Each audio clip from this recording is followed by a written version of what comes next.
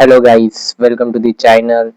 तो एसएससी की सारी नोटिफिकेशंस ए टू जेड क्या उसका है सब मैं इस वीडियो में बताने वाला हूँ। सो इन वीडियो को अगर आपने मिस कर दिया तो आप बहुत कुछ मिस कर दोगे, जो कि आपको लास्ट में जाके बहुत ज़्यादा रिग्रेट होगा। So don't miss out this video and last तक बने रहना, क्योंकि हर एक पॉइंट आपके लिए बहुत ज़्यादा इंपॉर्टेंट है। मैं कोई भी टाइम पास नहीं कर रहा हूँ, सिर्फ की कॉन्सेप्ट पे बात करने वाला हूँ। तो चलो टाइम वेस्ट नहीं करते, फटाफट स्टार्ट करते। तो देखो यार, ऑनलाइन जो एप्लीकेशन है वो स्टार्ट हो चुके हैं 21 मार्च से। ऑलरेडी एप्लीकेशन स्टार्ट हो चुके हैं एसएससी सीजीएल 2026 के।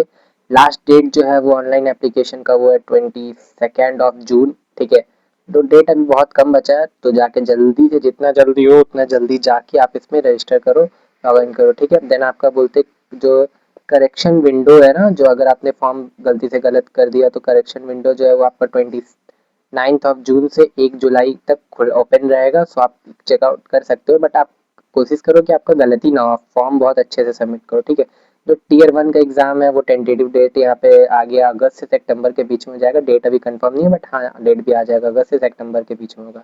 टीयर 2 का एग्जाम जो है वो दिसंबर में होगा, ये दिसंबर के फर्स्ट वीक में आप मान के चल सकते हो। देन अब बात करते हैं एप्लीकेशन फीस। तो देखो यार, जनरल ओबीसी और ईडब्ल्यूएस के लिए 100 रुपीज़ का फीस है। एंड कैटेगरी जो ST SC and all category रहती है उनके लिए, देन फीमेल कैंडिडेट के लिए 0 रुपया का है। ठीक है, देन PH कैंडिडेट जो उनके लिए भी 0 रुपीज़ की है। बात करते हैं टोटल पोस्ट। तो देखो यार, इस बार टोटल पोस्ट 2026 में जो पोस्ट निकली है वो टोटल है 12,256 पोस्ट टोटल निकली। सो यार, पोस्ट तो ठीक ठाक है, बट देखो इससे ज़्यादा तो निकालेगा नहीं एसएससी। तो इतना है, अब इसमें फाइट करना पड़ेगा, क्या कर सकते हैं, करना पड़ेगा अगर करना है तो। तो देखो, आप एज लिमिट की बात करते हैं तो मिनिमम एज लिमिट है 18 साल और मैक्सिमम है 32 ईयर्स। 32 ईयर्स सब में एलिजिबल नहीं होती, बट कोई कोई पोस्ट होते हैं जिसमें ये एज एलिजिबल होती है। सो ध्यान देना। ठीक है, बात करते हैं एजुकेशन क्वालिफिकेशन। तो देखो यार, आपके पास बैचलर्स डिग्री होनी चाहिए, मतलब आप ग्रेजुएट होने चाहिए, सबसे पहला क्राइटेरिया। दूसरा, कुछ ऐसे स्पेसिफिक पोस्ट होते हैं जिसके लिए आप कुछ स्पेसिफिक डिग्री होनी चाहिए आपके पास, जैसे जूनियर स्टैटिक्स ऑफिसर के जो पोस्ट है जिसको कि JSO बोलते हैं, उसके लिए आपको स्टैटिक्स में ग्रेजुएशन में ग्रेजुएट जब आप हो तो उसमें आपको स्टैटिक सब्जेक्ट होना चाहिए, जो कि मस्ट होगा, तभी आप इस पर्टिकुलर पोस्ट के लिए अप्लाई कर सकते हो। ठीक है, अब बात करते हैं मेजर पोस्ट क्या क्या है एसएससी सीजीएल के थ्रू, आपको क्या क्या पोस्ट मिलता है जब आपका फाइनल सिलेक्शन होता है। सिलेक्शन के बाद आपको क्या क्या पोस्ट मिलता है वो बात करते हैं। ठीक है, सो देखो यार, सबसे ज़्यादा जो 10 में रहते हैं, income tax inspector, then GST inspector, then examiner, then assistant sections officer ASO जिन्हें बोलते हैं, देन ऑडिटर जो बहुत सारे फर्म को ऑडिट वगैरह करते हैं, देन अकाउंटेंट। ठीक है, देन सब इंस्पेक्टर CBS में सब इंस्पेक्टर का पोस्ट मिलता है, इंस्पेक्टर का मिलता है नार्कोटिक्स डिपार्टमेंट में, then tax assistant, then junior statics officer. ये सारे पोस्ट आपको मिलते हैं एसएससी सीजीएल एग्जामिनेशन के थ्रू। सो यार देखो, ये एग्जामिनेशन कितना ज़्यादा इंपॉर्टेंट है आपके लिए, तो इसलिए मैं बोला कि बिल्कुल आप लास्ट तक बने रहना, हर एक इंपॉर्टेंट से इंपॉर्टेंट पॉइंट मैं आपको बताते जा रहा हूँ। बट अगर आपको वीडियो अच्छा लग रहा है then please subscribe the channel, ताकि आने वाले सारे वीडियो का नोटिफिकेशन आपको मिलता रहे।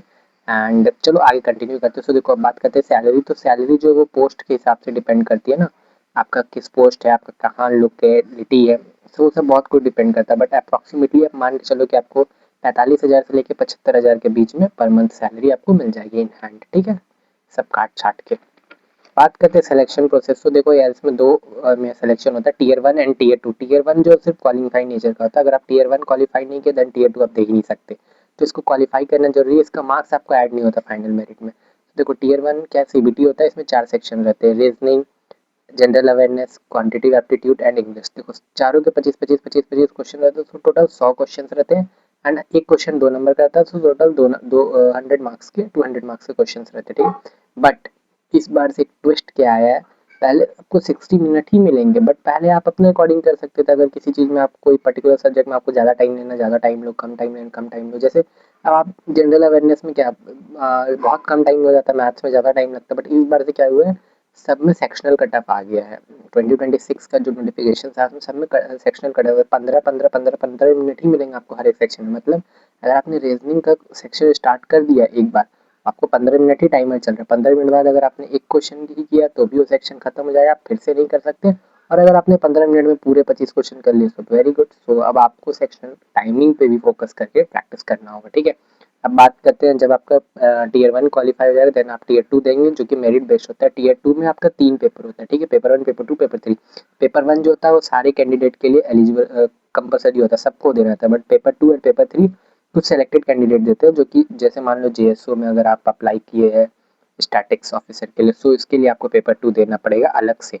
और अगर आप ईएओ में अप्लाई किए तो उसके लिए आपको पेपर 3 देना पड़ेगा अलग से, बट ये जो सबके लिए कॉमन है, ठीक है। जिसमें पेपर 1 में क्या होता है, मैथ्स और रीजनिंग को मिला के 60 क्वेश्चन रहते हैं, ठीक है, 180 मार्क्स के। मतलब यहाँ पे एक क्वेश्चन का 3 नंबर रहता है, ठीक है, एक क्वेश्चन इक्वल्स टू 3 मार्क्स, ठीक है। इंग्लिश और जनरल अवेयरनेस मिला के 70 क्वेश्चन रहते हैं, जिसमें से 45 क्वेश्चन इंग्लिश के रहते हैं एंड जनरल अवेयरनेस के 25 क्वेश्चन रहते हैं, टोटल 70 क्वेश्चन ये मिला के होते हैं 210 मार्क्स के, ठीक है। देन कंप्यूटर नॉलेज का टेस्ट होता है, 20 क्वेश्चन यहाँ से भी रहते हैं एंड ये 60 मार्क्स के रहते हैं। एंड ये आपका एक टाइपिंग टेस्ट टाइप का होता है, डेस्क टेप, ठीक है। देन पेपर 2 जो होता है स्टैटिक्स होता है, इसमें 100 क्वेश्चन रहते हैं, 200 मार्क्स के रहते हैं। देन पेपर 3 जो होता है वो जनरल स्टडीज़ का होता है, इसमें फाइनेंशियल इकोनॉमिक्स रहते हैं, 100 क्वेश्चन रहते हैं, 200 मार्क्स के रहते हैं, ठीक है। सो होप सो आपको ये वीडियो अच्छा लगा होगा। Then subscribe the channel and जो आपका सेक्शन 2 जो है ना, मतलब कि मेरिट लिस्ट टियर 2, इसी के बेसिस पे आपका मेरिट बनता है। देन फाइनल मार्क्स में फिर आपका सिलेक्शन होता है, ठीक है। सो होप्स आपको वीडियो अच्छा लगा होगा। इसके बाद टॉपिक वाइज वेटेज पे मैं बहुत जल्दी वीडियो लाने वाला हूँ। Then subscribe the channel. तब तक के लिए all the best, bye bye.